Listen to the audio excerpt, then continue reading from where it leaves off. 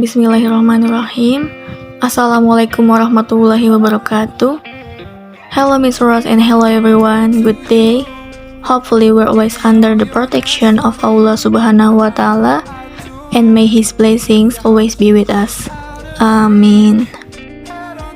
First of all, let me introduce my team. They are: I am Pamela Marsha with name 143200073. I'm as moderator also presenter, and my friend Nurlaila Rahmawati with name 143200089. She is as presenter. In this opportunity, we're going to explain you about the classroom management, with the main focus are the classroom rules, procedures, and classroom discipline. Well, the classroom has been called the experimental lab of the learners. The achievements, abilities, and character of students greatly determine the level of success in achieving educational goals. Have you ever encountered a very chaotic classroom atmosphere? Like, students chat throughout class, some slept, ate in the back row, and some even openly surf social media via their device. Have you ever had difficulty controlling the behavior of these students? If so, that means you don't understand classroom management techniques well. But what is classroom management? And why the classroom management is important? What's the point? And how to apply it in the learning process? Okay then, listen to our explanation until the end.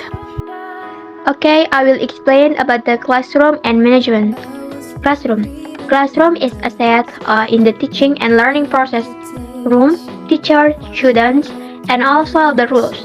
And the management derived from the word manage, which means the process that delivers oversight of all matters involved in the implementation system and for the attainment of goal. Classroom management.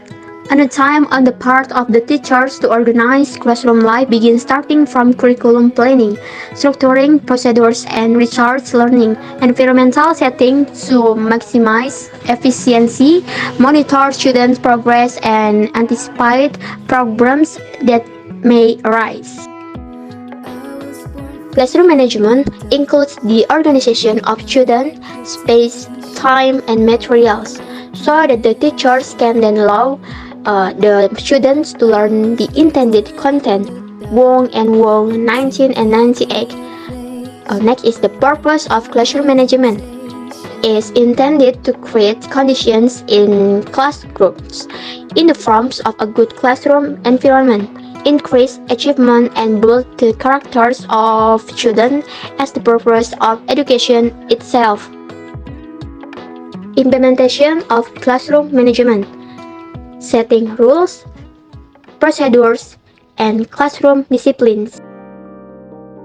According to the regulation of the Minister of National Education of the Republic of Indonesia number 41 of 2007 concerning process standards for elementary and secondary education states that classroom management must include: Number 1 is the teachers arrange seats according to the characteristic of students and subjects, as well as the learning activity to be carried out. Okay, number 2 is the volume and intonation of the teacher's voice in the learning process must be heard probably by students.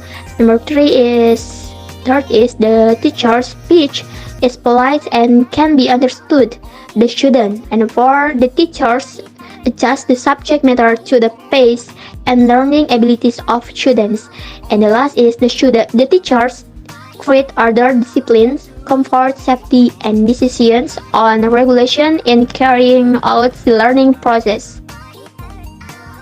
The teachers provide reinforcement on feedbacks on the response and learning outcomes of students during the learning process.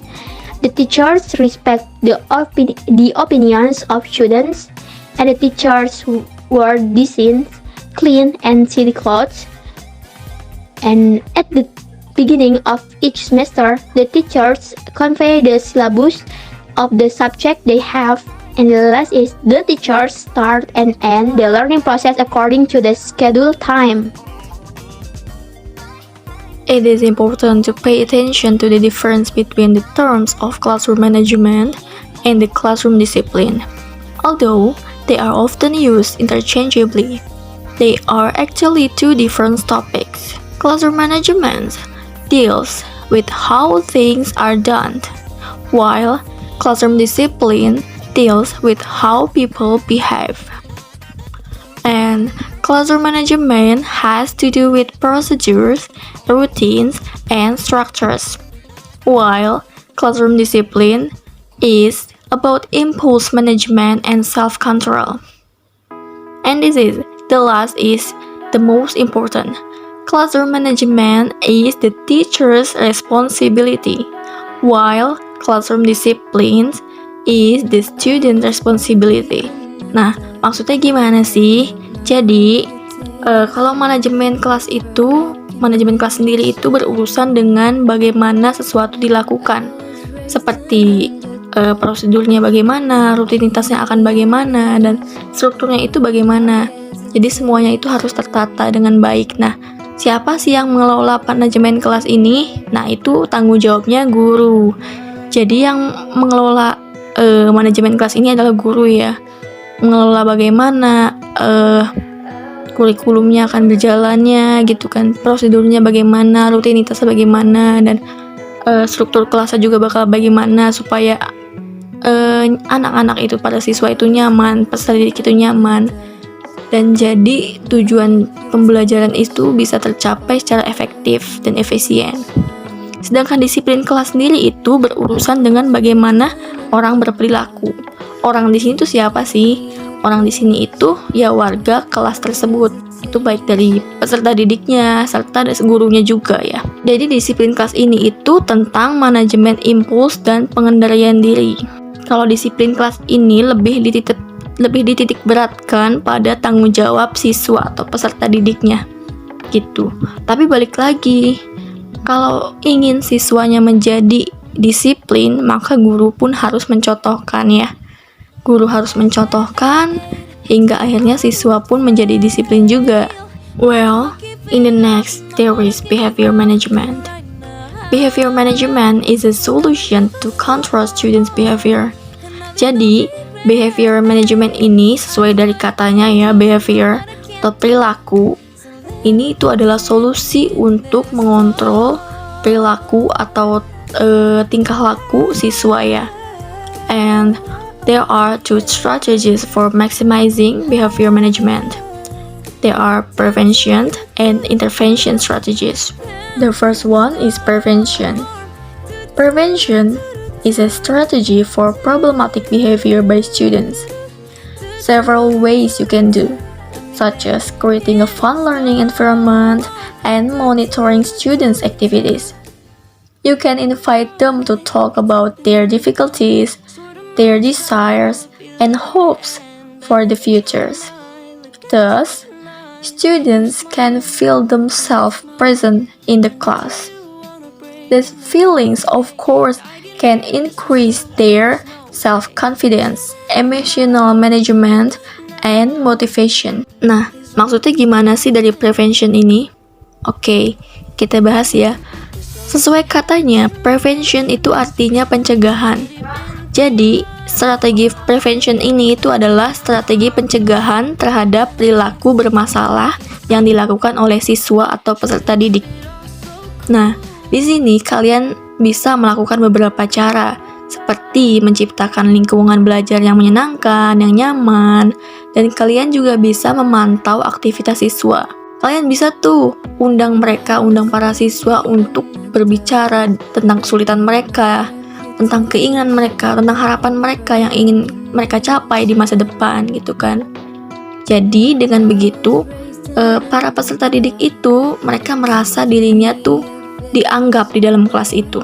Nah, perasaan ini itu dapat meningkatkan kepercayaan diri mereka, dapat meningkatkan manajemen emosi mereka dengan lebih baik lagi, dan meningkatkan motivasi belajar mereka. And the second one is intervention. Intervention is a way to build students' behavior by teaching them direct examples. You can direct students to regarding sensitive matters related to morals, manners in a social environment. For example, teach students to raise their hands first when they want to ask about something in the lesson, in the classroom. Ya, jadi yang selanjutnya ini ada intervensi. Intervensi ini kalau diartikan itu campur tangan ya. Maksudnya campur tangan tuh gimana sih? Jadi dengan memberikan contoh secara langsung. Siapa yang memberikan contohnya? Ya tentunya gurunya dong. Nah, jadi intervensi ini itu adalah cara membentuk perilaku siswa dengan mengajarkan mereka contoh-contoh secara langsung. Nah, kalian ini dapat mengarahkan siswa atau peserta didik itu mengenai hal-hal sensitif yang berkaitan dengan moral, tata krama dalam lingkungan sosial. Misalnya, contohnya ya, kalian bisa ajarin siswa untuk angkat tangan atau raise hand terlebih dahulu ketika ingin bertanya sesuatu dalam situasi belajar mengajar. Itu nanti mereka akan terbiasa gitu. Jadi semacam classroom rules, aturan kelas gitu, yang lebih menitik beratkan pada tata krama atau moral siswa. Well, this is the end of our discussion today, so I will conclude our discussion. Classroom rules and procedures are directly related to classroom discipline, which are under a skill called classroom management. Classroom management is a set of activities or actions intended to create conditions that enable ongoing learning. The role of the teacher in classroom management largely determines the effectiveness of the learning activities that carried out by the teacher and the students. Teachers need to master classroom management to make sure that the learning occurs.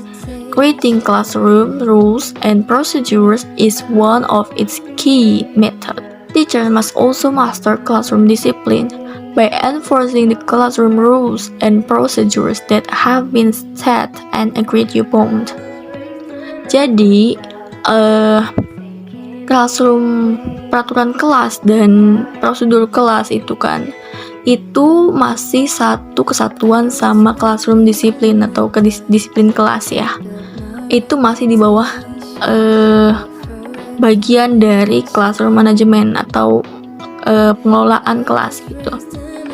Jadi intinya pengelolaan kelas ini sebenarnya lebih dititik beratkan kepada guru, tapi untuk prakteknya itu sama-sama. Guru itu menyontohkan yang baik-baik dan siswa itu meniru hal-hal baik itu dan menjadi suatu kebiasaan, yaitu disiplin kelas. Seperti itu. Okay, well, that's all from us. Thank you so much for your attention. See you later. Bye-bye. Wassalamualaikum warahmatullahi wabarakatuh.